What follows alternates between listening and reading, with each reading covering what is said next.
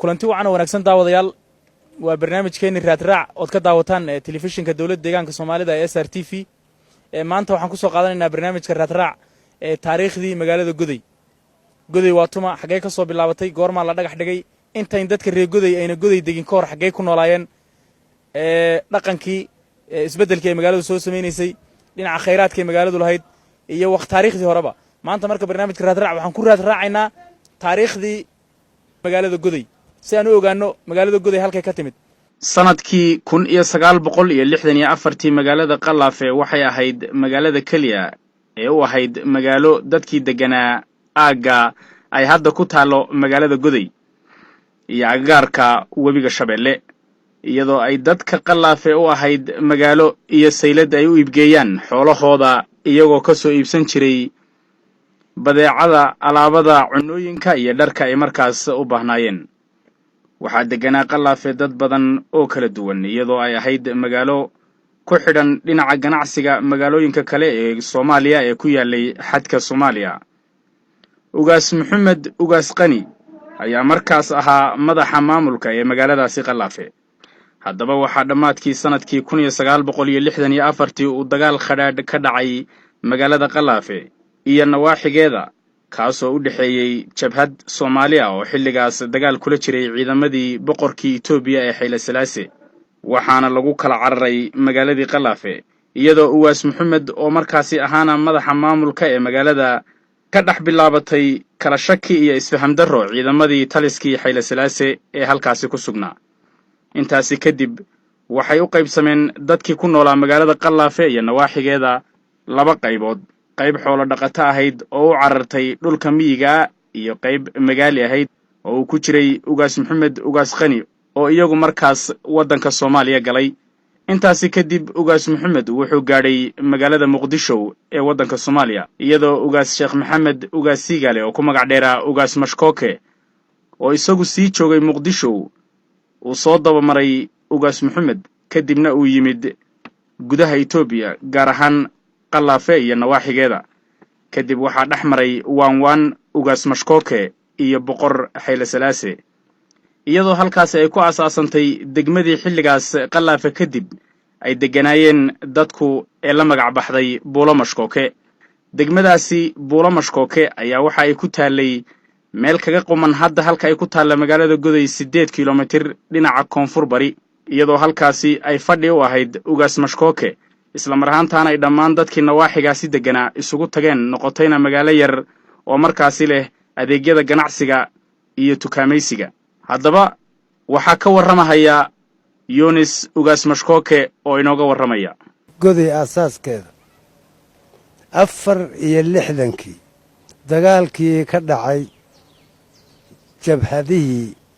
hore ee 64 shacabkii ay kala carareen maca madaxdoodii ay tageen ugaas Mashkooke wuxuu deganaa Xamar ugaas Maxamed ugaas Qanina dadkii soo kacay ee soo galay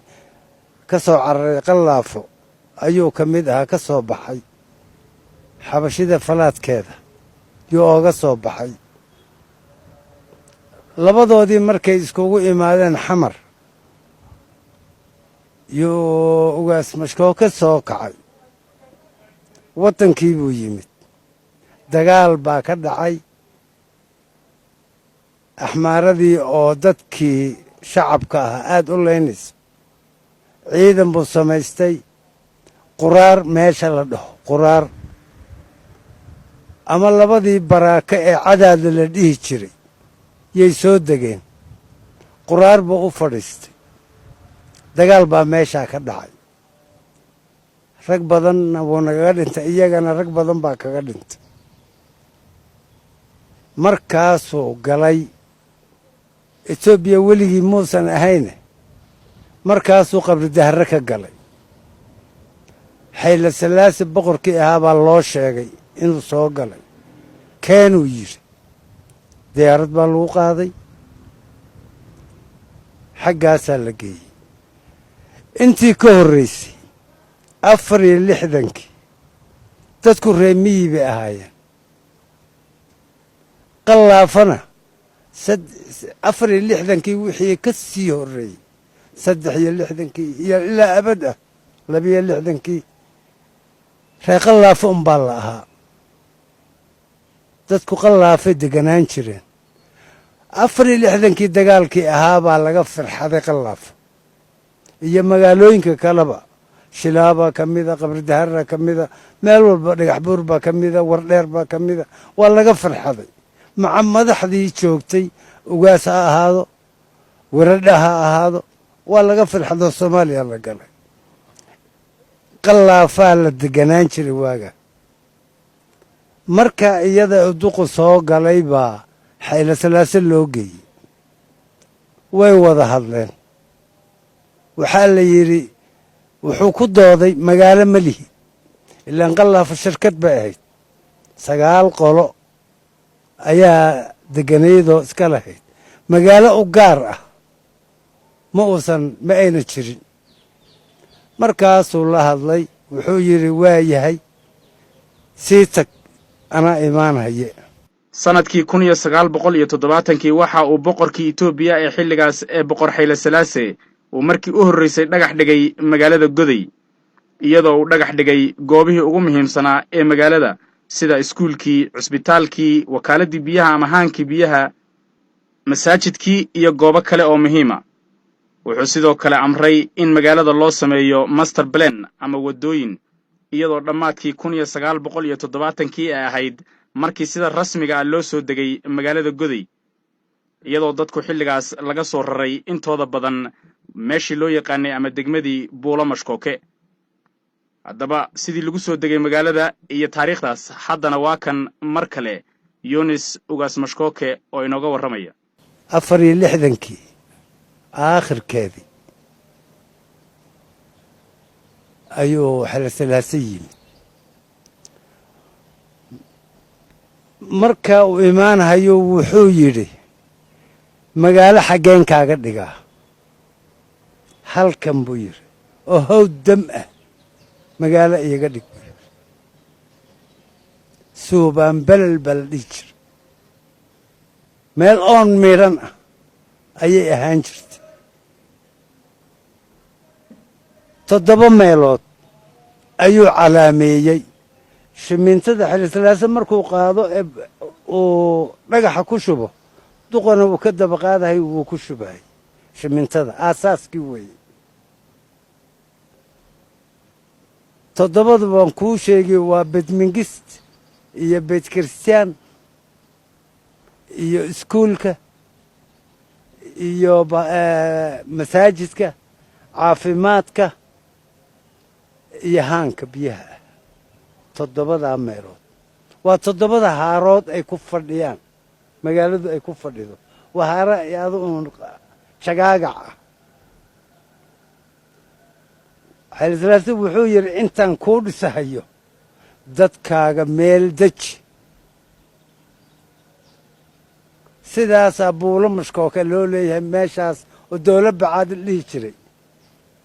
ayuu degay dadkiiba iskugu yeedhay soo dega yiri magaalada. Yunis haddii aan kaa dhex galo Buulo markii Hayle Salaase yidhi halkan iiga dhig waa halkay magaalada Goday hadda ku taalee Uwaas Mashkooke ama Uwaas Sheekh Maxamed Uwaas Mashkookana ku magac dheeraa markuu yidhi halkan iiga dhig 7 haarood ee halkaa ku yaalay ama taagga ahaa ee laga dhisi lahaa masaajidkii kaniisadii iyo meeshii la dhihi jiray iskuulkii iyo haankii biyaha iyo adu meelihii muhiimka markay dhagax dhigeen Uwaaska iyo Hayle Salaase boqorkii markaa Itoobiya waxaad sheegtay in uu Hayle Salaase yidhi inta waxaan la dhisayo ama magaalada intan dhagax dhigan la dhisayo dadkaada u yeedho meel isugu sii aruuriyo meel sii deji meeshaasi marka waa meesha dadku hadda yiraahdaan waxa la dhihi jiray Buulo Mashkooke bal Buulo Mashkooke haddaad sawir naga siiso magaalada Goday hadda imsa kilomitir bay u jirtaa meeshii ahaan jirtay xaggee kaga qumanayd waqooyi bari koonfur galbeed bal calaamad naga siiyo dadku markay halkaa degeen waxay isticmaalayeen ay cunayeen say u degeen magaalada Buulo Mashkooke la dhihi jiray loo bixiyay dadkeenu ay u bixiyeen laakiin dowlad bacaad la dhihi jiray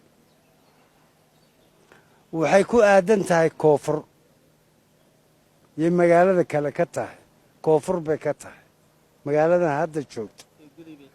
goday bay koonfur ka tahay webigana way saaran tahay qarkeeda webiga agtiisa 500 tallaabo unbay u jirtay ama ka yarba qaar baaba gebiga saaraaba meeshaasaa dadkii iskugu yimid magaala laga sameeyey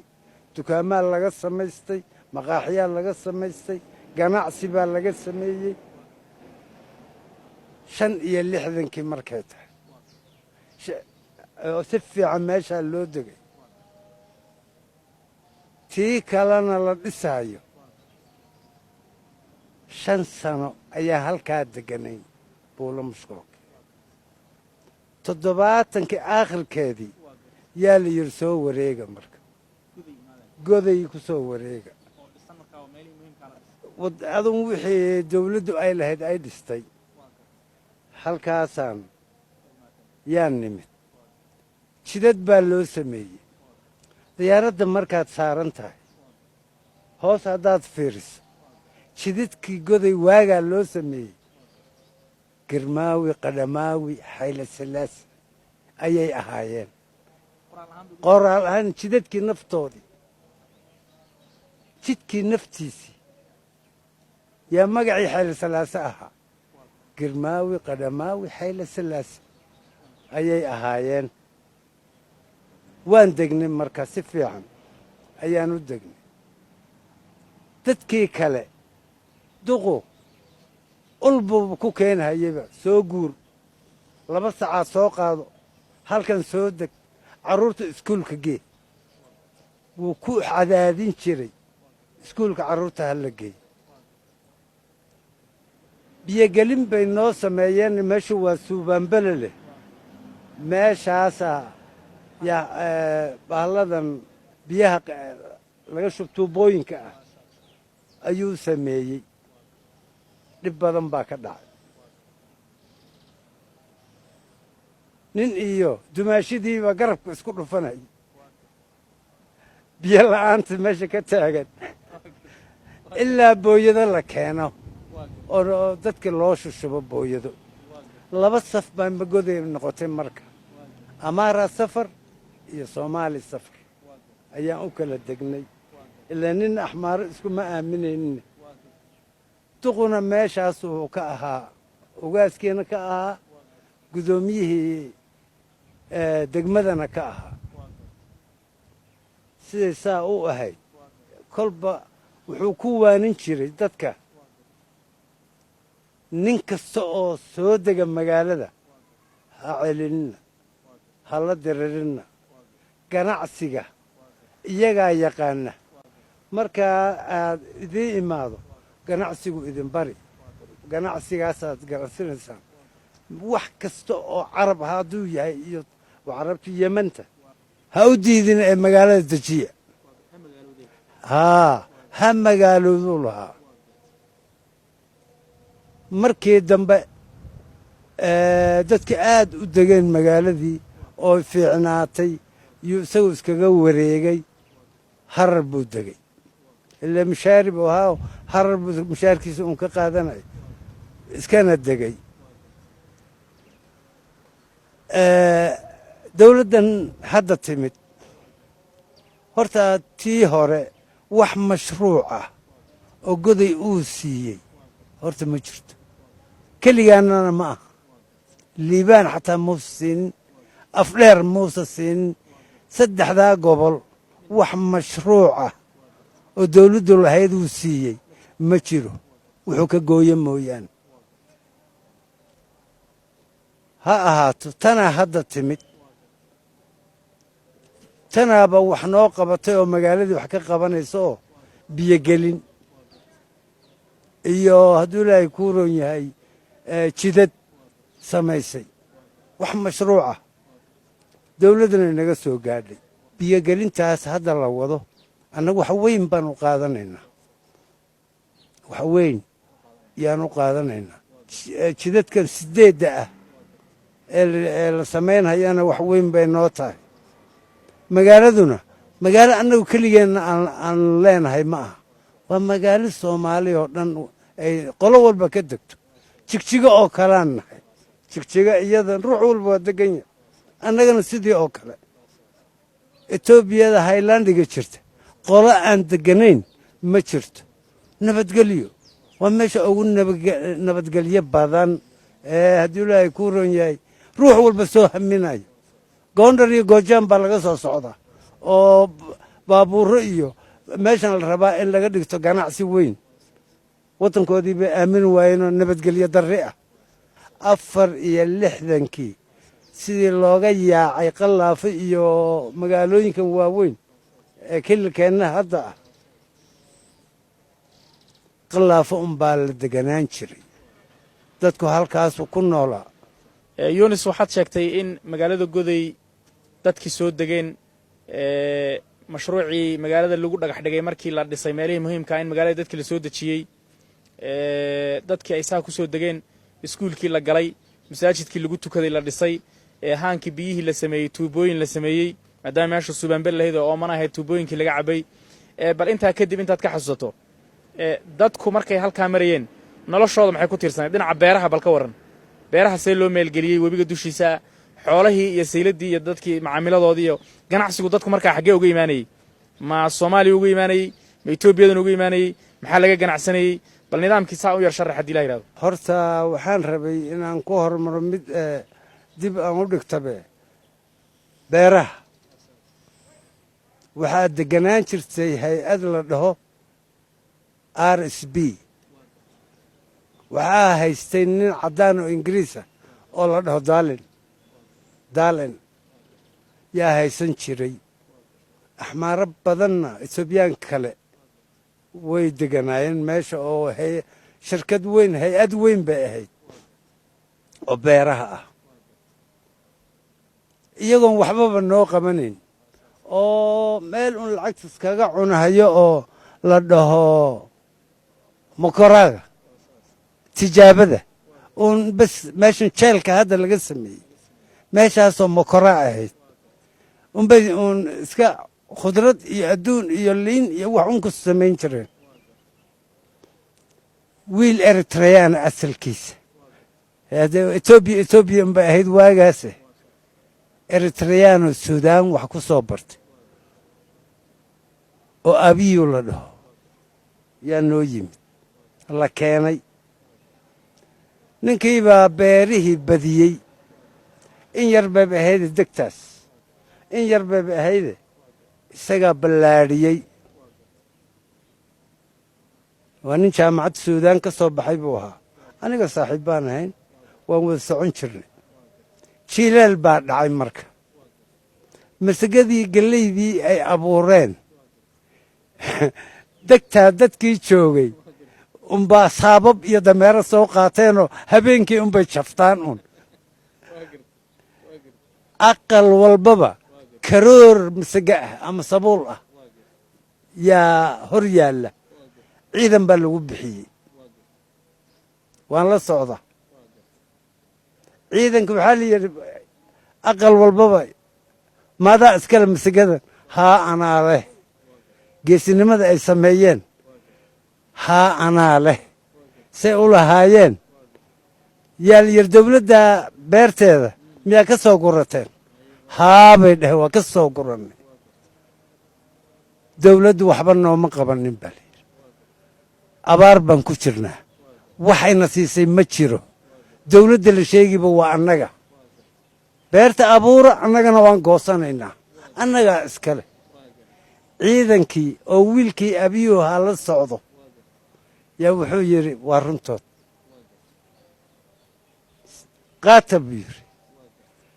markaasaa la bilaabay shacabka dadka masaakiinta ahee aan waxba haysan in markaa beero loo sameeyo hegtaaro waa midda kunka ah barsanta ah badeelacad goodirey intaasaa loo sameeyey dadkii markaa danta yar ahaa aan loo kala dayayn qabiil heble iyo qabiil hebel aan loo kala dayayn yaa la siiyey dhanaanna $1 la dejiyeyba oo hay-ad kale oo world vision la dhaho oon ka shaqaynaya anugu warrelevision oo nin maraykana uu lahaa oo dawladdii xaylasalaase markuu dhacay dargigii damacday inay la wareegtaba shirkaddoo dhan ayaa loo diiday oo maraykanka jooji nin la dhaho doctor macluur yaa iska lahaa waa nin taajir oo dayaarada leh wadaadnimuuna meeshaa u fadhiyey shirkaddanna isagaa iska lahaa markii dawladdii laga celiyey inaynan la wareegin ta'miin baa la dhahaa inaynan la wareegin shirkadda wixii etoobiyada kale ay dargigii la wareegeen yaa waxaa la keenay nin la dhaho steve oo isna wadaad ah wadaad gaalnimo kiniisad wata kii baa markaa xidi doole beero ka sameeyey reer dhanaan baa la soo raray halkaas iyagana la dejiyey xagganna degtaa dadkii abiyo uu wax u qabtay weeye sidaasaa horta beerihii yay ku hirgaleen macluur doctor macluur ninkuu wax kaluu ahaaye doctor macluur umbaa la dhahayo oo cajalado unbaa loo soo dirahayo uu la dhihi jiray sheekhuna iisoo ducee saasaan ahay iisoo ducee la dhihi jiray ilaa ninkuu wax kaluu hoosta kaga jira waan ognahay maalinkii la dilay waxaan joogay harar idaacaddan ka dhegaysanaya waaba brigadier general c i a ayuu ahaaba maraykanka waa nin caddaane doctor macluur oo brigadier general c i a ah yaa lagu dilay baa layidhi goday anna shaqaalan u ahaa ma garat beeruhu horta sidaasa yay ku hirgaleen lo' buu gatay abaartii sac jilibka lagu hayo oo saynta la hayo yuu 10 riyaal dadka ka siisanayay meeshanoo banki degtaa ah oo barsanta ah yuu wuxuu ka beeray alfa iyo suudaan garaas iyo adduunoo dhan lo'dii intuu kaxayo dhex fadhiisini say saa u lahayd ilaan lo oo dhanna waa irmaan tahay bahal caana ah unbay sii dayso geedkan la wada ekaatay sidaasee horta beerihii yarkii aabiyuu ahaa aabi xelasalaasa yimid wuu yaabay beeraha siduu u sameeyey wuxuu yidhi yaa sameeyey sidan aabi baa sameeyey baa layidhi waa loo yeedhay sarwaal jeexjeexan midna kor u jiitay midna hoos uu dhigtay timo afroo ah leh oo dhoobadii iyo kanaalkii biyaha ku dhex jira yaa la yidhi waa kan wuu waraystay wuxuu yidhi xaggeed wax ku soo baratay suudaan baan ku soo bartay bir 2 sano yuu ama america jaamacad ah yuu u dirayba tigirkii ka bixiyey wax walba bogtmanigiisii wixiis wuu naga tegey hadda markii qixii laga soo noqday intaan laga soo noqonin ku dhow yuu intuu goday yimi isagoo america ka yimi yuu leeyahay yunis mashooke aaweya warwaraysanayo middaa horta sidaasay ahayd mid baa kalaan kaa iloobay hadda dadkeenna wax yaqaana ma jiro garoonkii goday magaciisii hore asalka ahaa wax yaqaana waa gaabad ma jiroba nin iyo laba mooyaane fiisawaraari alamayo gooshu baa la dhihi jiray aerobortka waa nin magacii alamayo gooshu waa nin magacii oo fitawaraarina waxaa weeye horjooge weeye fitawaraari iyo dajaajmaash iyo qanjaasmaash iyo garaasmaash iyo baraambaraas iyo waxaasoo dhan waa darajooyinkii xelasalaase waka marka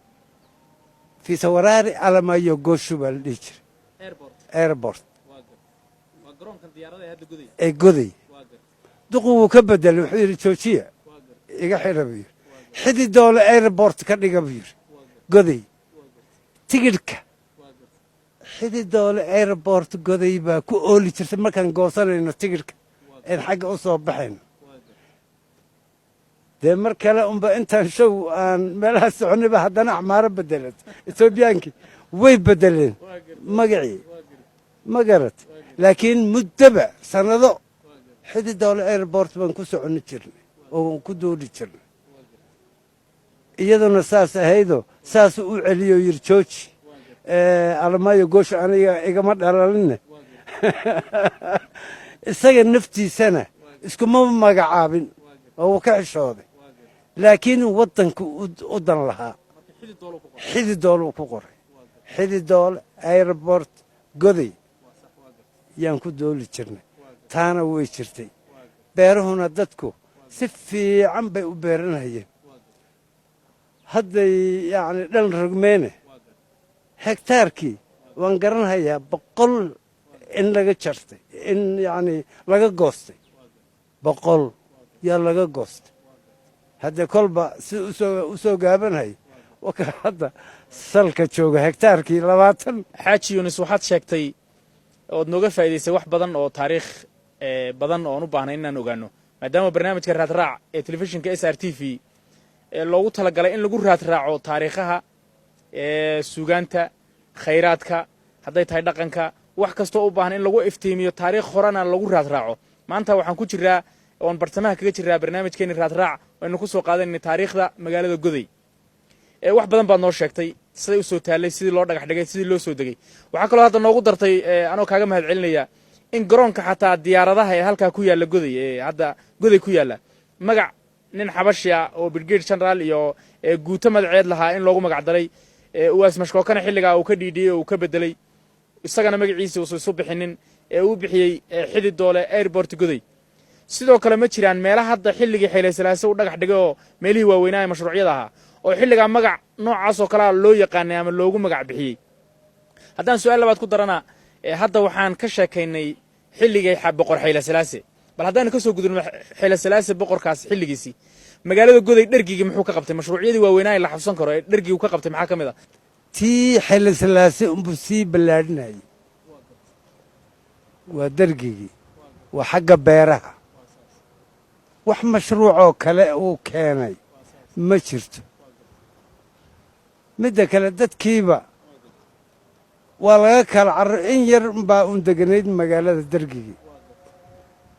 laakiin sidii uu jeclaa waa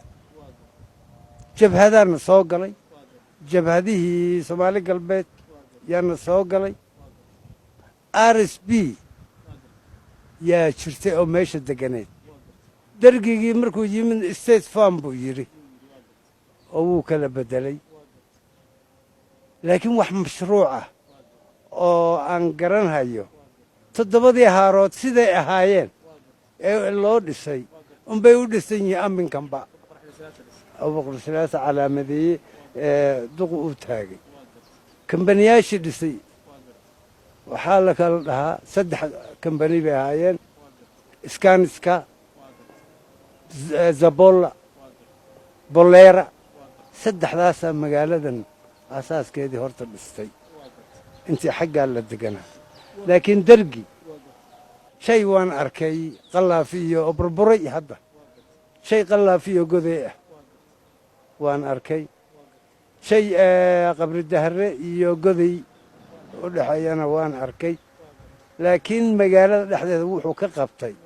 ma jiro marka waxaan dhigi karaa waxyaabaha ugu waaweyn mashruucyadii waaweynaa ee magaalada goday lagu bilaabay boqor Hayle Salaase iska lahaa dhargigiina saad sheegtay dawladda Mingista Hayle Maryan waxba magaalada kama qabanin dhinaca mashruuca beeraha hadday tahay mashruucyada waaweyn ee kale ee magaalada waxaanu sheegtay hadda oo xustay in jayga u baxa wadada jayga ee dhagax ee u baxda qalaafe iyo goday oo hadda burburtay iyo wadadii intaan laamiga laga dhigin koor qabri dahar iyo isku xidhaysay goday inay ahaayeen waxaad ka xasuusto dhinaca galbeedka goday haddaan u kacno mashruuc biyo xidheen baa ku yaalla isagu ma Hayle Salaase ama dhargigii buu ahaa midda kale shirkad waxay dadku sheegaan ayuuka iyo wax la dhihi jiray bal kuwa ayagu maxay qaban jireen bal xilliga nooga waran iyaga gidibka la dhahaa horta biyo xidheenka iyaguna gidib bay dhahaan innaguna biyo xidheen baan dhahnaa haddii jayga la raacana waa 40 iyo googo adugu ilaa 50 haddii hoos la raacana waa 40 kilomitr aasaaska meeshan gidib in laga sameeyo Xayla Salaasaa lahaa water resource buu dhihi jiray marka hore wuxuu soo dhigay qari shaqood meeshuu webigu soo maro iyo biro iyo alwaaxyo iyo adduun iyo dhigay in halkaana biyo xidhan laga sameeyo halkana biyo xidhan laga sameeyo ayuu u dhigay Xayla Salaasa water resource baa la dhihi jiray laakiin dargigii weeye horta waxa bilaabay asaaska isagaas ka lahaa magacan isagaas ka lahaa kanna wuu bilaabay Xayla ma bilaabin magaca iyo dhigid iyo waxaasuu lahaa mingisti baa bilaabay kambaniyaal badan baa iskugu tegay ayuu ka sheegayso waa kuwii uun dhisahayey meesha yuu ka mid ahaa markii dambena iskagaba teg markuu dhammeeyey laakiin mashruucan waa mashruuc aad u weyn wuu fiican yahay haddana qaabkii aan doonaynay ee gidhibyada adduunka aan ku naqaanay ooma samayso gidhib waxaa la rabay kor oo biyuhu ay ka soo dhacahayaane midii hawaash gorgo oo kale hawaashtan Xayla Salaasa markuu furaayey webigiiba intii la leexiyo buur la saaray yaa buurta dhan kale laga soo daayey oo loo dhiga mashiinadii iyo adduunka laakiin kan ma aha waa siman yihiin un webigii u imaani bes kanaal unbaa loo sameeyey weyn oo webi labaad ah halkaa unbu beeraha ayuu ka waraabiyaa dhowr koor bay soo noqdeen kuwo injineerina waagii oo yidhi gidhibkan ballaadhinaynaa waxay nagu soo noqdana ma aragno waxaynu ku sii dhownahay hadda gebagabadii waraysigeenna adiga qaybta ku khusaysay ama aan kugu tuhmaynay inaad taariikhdeeda hayso weli waxaan bartamaha kaga jirnaa barnaamijkeeni raadraac ee telefishinka SRTV maanta waan ku soo qaadanay taariikhda goday iyo nawaaxigeeda wixii ka jiray iyo siday ahayd haddaba bal haddaan gebagabadii maadaama hadda joogna aan su'aal ku weydiiyo goday intay dhisnayd waan ka soo sheekaynay waxaa dhacday dagaal Soomaaliya iyo Itoobiya dhex maray 77 bay Soomaalidu ugu magac dartay ama 77 goday xilligaas sidee buu u saameeyey waxaa la sheegaa magaalooyinka aad loogu dagaalamay inay ahayd burbur intee dhan buu u geystay saameyn intee leeg buu u geystay bal haddaad wax ka iftiimisa xataa buundada goday ee webiga Shabeelle looga gudbo waaga inay gooday baa la sheegaa bal wixii aad ka xasuusto dhibaatadii dadka hadday qixii iyo dhibkii gaadhay bal waxyaabihii in yar haddaad ka xasuusan karto bal xilligaas bal haddaan soo gaadhna bal waxaad ka xasuusan karto 77 way jirtaa dagaallo xun baa ka dhacay ciidamadii jabhadda iyo Soomaalida ciidamadeedii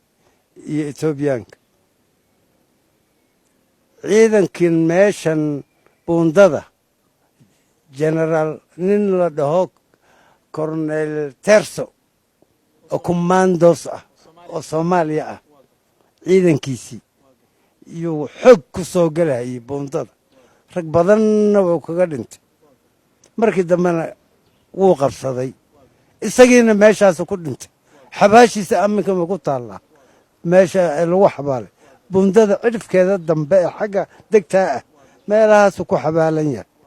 laakiin dadkii dhib badan qax ayaa ku dhacay ciidan ba isleynayee shacabku waa iskaga carareenba Soomaaliya ayay galeen qaxootiyay noqdeen buundaduse waa la qarxiyey ma go'in baasha xoog bay leedahay way leecday saas in yar janjeed yay u leecday waan garanhayaa aniga oo jambigana haysta taayarana gudbinaya waan garanayaa marka dib dambaa laga sameeyey dargiga uu sameeyey shacab waxba lama yeelin laakiin qax xun yaa ku dhacay qaxii ha dhacaana magaaladii ganacsatadii oo dhan badeecooyinkoodii dad unbaa fadhataysta un fadhato unbaa laga dhigtay wax la cununa lama waayin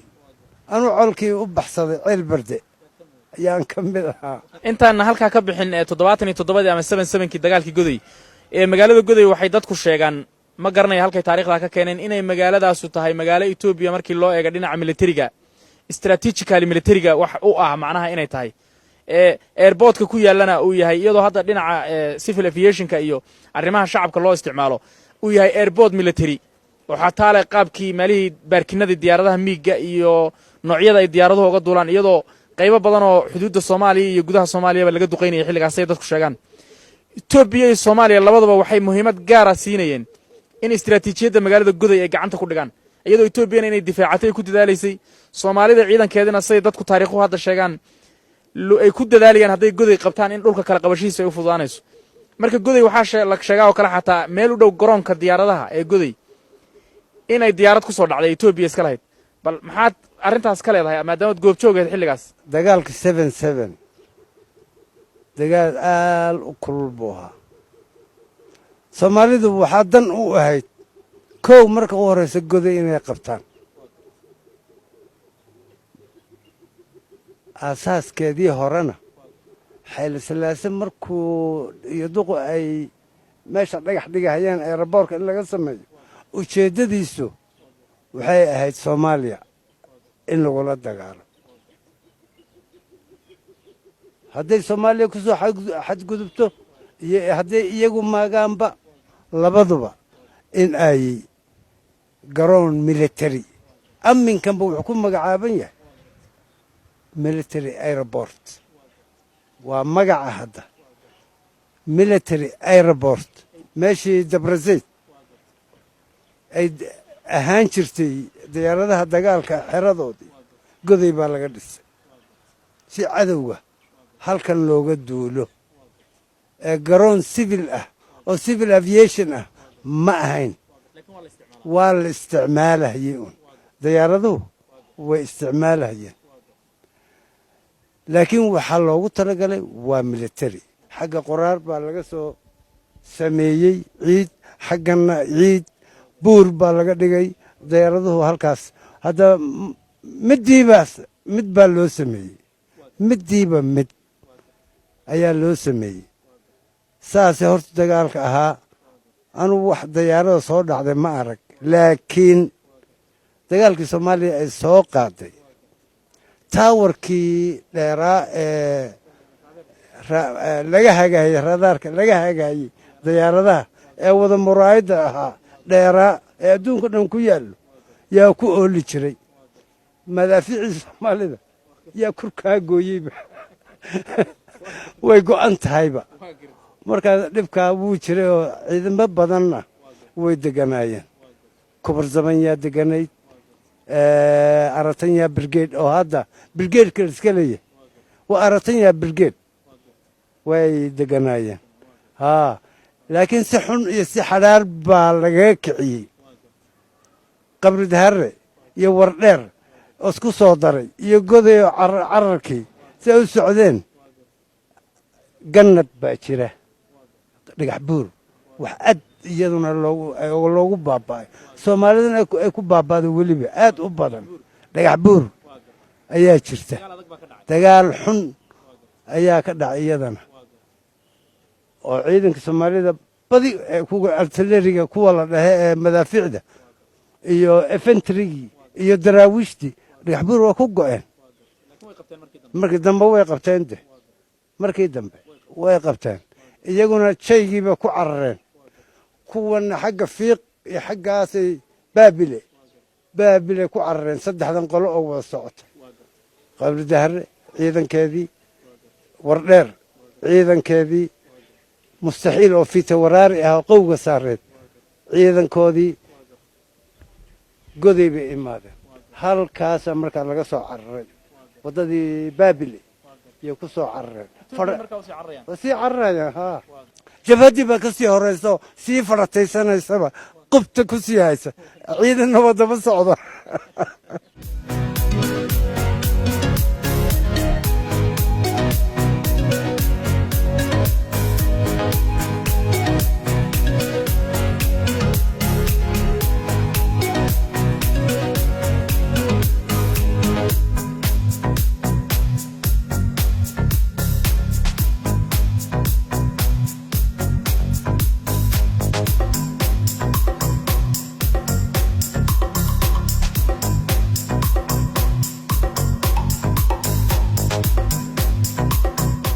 magaalada goday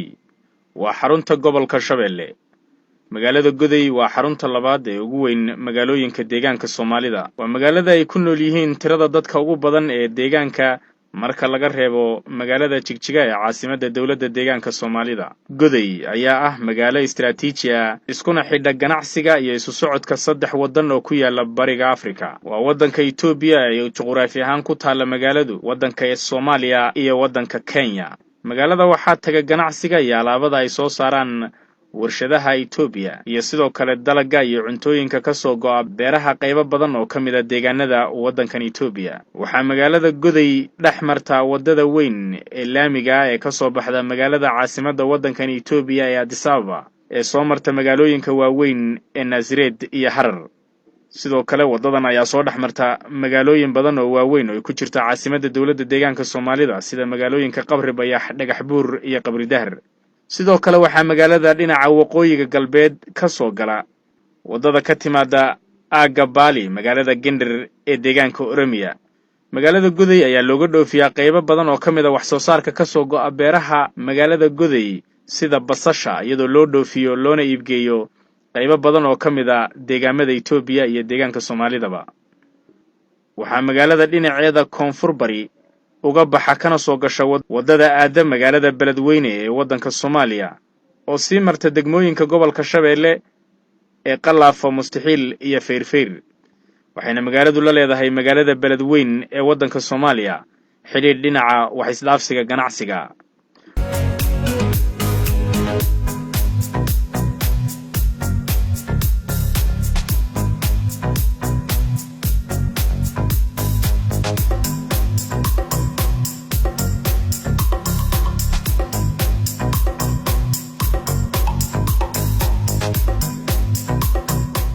waxaa sidoo kale magaalada Goday ka soo gasha ugana baxda jihada koonfureed wadada tooska u gasha magaalada Mandera ee wadanka Kenya ee sii marta gobolada Afdheer iyo Liibaan, gaar ahaan magaalooyinka Hargeysa, Dolobay iyo Dolocado, iyadoo ganacsiga kala dhaxeeya magaalada Mandera magaalada Goday uu yahay ganacsiga dhinaca maacunta, furaashiyada, shoppingka iyo waliba electroniga.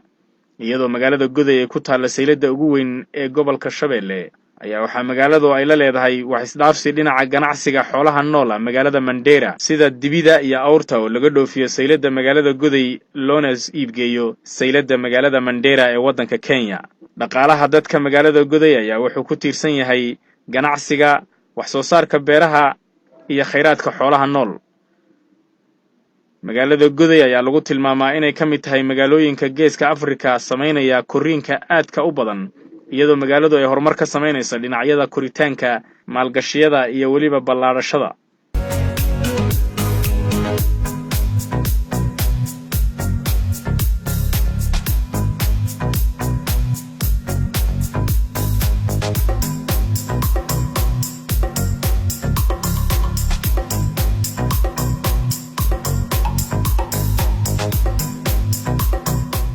magaalada ayaa taariikh ahaan aad u yar, balse marka la fiiriyo la tartamaysa magaalooyin fac weyn oo ku yaala guud ahaan Itoobiya iyo geeska Afrikaba. magaalada Goday ayay ka muuqdaan maalgashiyada ay ka sameynayaan shacabka magaalada, qurba joog iyo gudub joogba, iyadoo ay dhawaanahan soo badanayaan maalgashiyada dhinaca beeraha iyo ganacsiga, iyadoo arkayso dhismayaasha dabaqyada waaweyn, meheradaha sida hoteelada, kafeteriyooyinka, supermarketyada waaweyn, kaalimaha shidaalka iyo warshadaha soo saara biyaha nadiifta ah oo dhammaantoodba maalgashiyo ay sameynayaan dadka shacabka ee magaalada, qurba joog iyo guda joogba, iyagoo maalgashanaya magaalada. sidoo kale magaalada ayaad ku arkaysaa maalgashiyada dhinaca ganacsiga ay ka sameynayaan dad badan oo ka soo jeeda deegaamada wadankan Itoobiya. shacabka magaalada Goday ayaa caan ku ah soo dhaweynta iyo wax isdhaafsiga dhinaca ganacsiga, iyadoo ay bulshadu aad u soo dhaweyso cid kasta oo hal-abuur leh, isla marhaantaana ka sameynaya magaalada maalgashi dhinaca ganacsiga, iyadoo la sheegay inay tahay sirta iyo sababaha ugu wacan in magaaladani ay noqoto magaalo ay ku nool yihiin dad aad u tiro badan, isla marhaantaana sameynaysa koritaanka dhinaca maalgashiyada, ganacsiga iyo ballaarashada. dhinaca kale magaalada Goday ayaa hadda horumar ka sameynaysa dhinacyada kaabayaasha dhaqaalaha, iyadoo ay dawladdu ka wado mashruucyo waaweyn sida mashruuca biyo-gelinta Goday oo dabooli doona guud ahaan baahida dhinaca biyaha ee magaalada Goday. sidoo kale dowladda ayaa wada waddooyin dhowr ah oo laami ah oo dhex mari doona qaybo badan oo ka mid a magaalada goday gudaheeda iyagoo qayb ka noqon doona quruxda iyo isu socodka dhinaca adeegga waddooyinka ee magaalada iyadoo ay xusid mudan tahay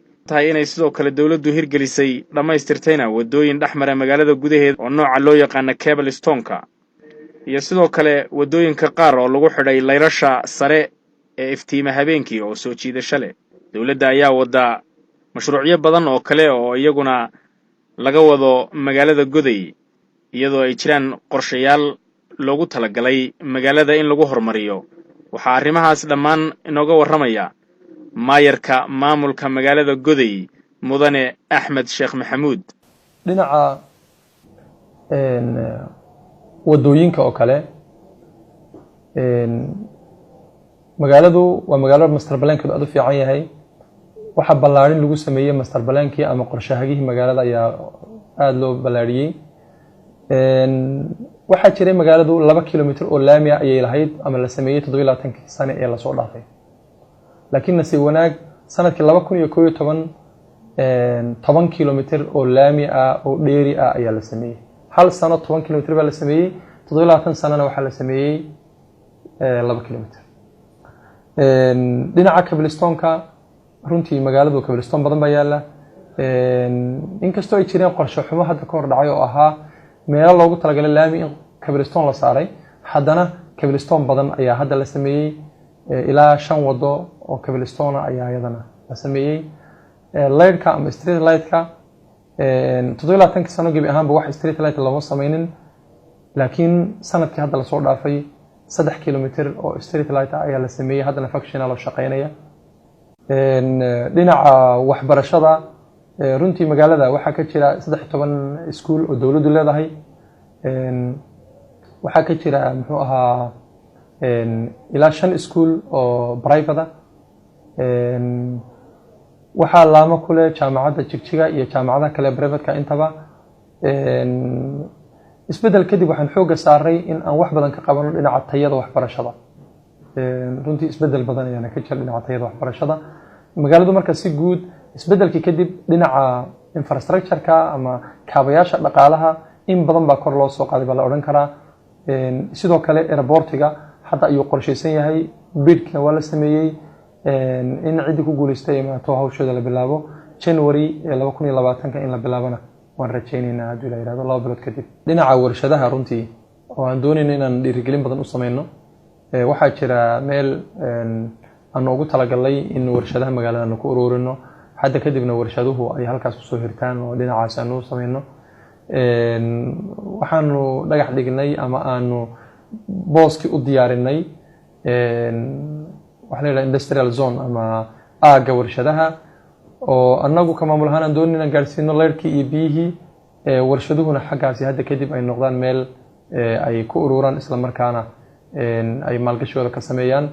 marka kulli ma jiro mashruuc diyaar noo ah laakiin weelka ayaanu sii sameynay oo aagi ayaanu sii cabiray muxuu ahaay coordinate ka soo qaadnay GPS ka gelinay isla markaana aan u diyaarinay in dadka doonaya maalgashiga dhinaca warshadaha inay sameeyaan in aanu geyno isla markaana ay warshadooda ku bilaabaan.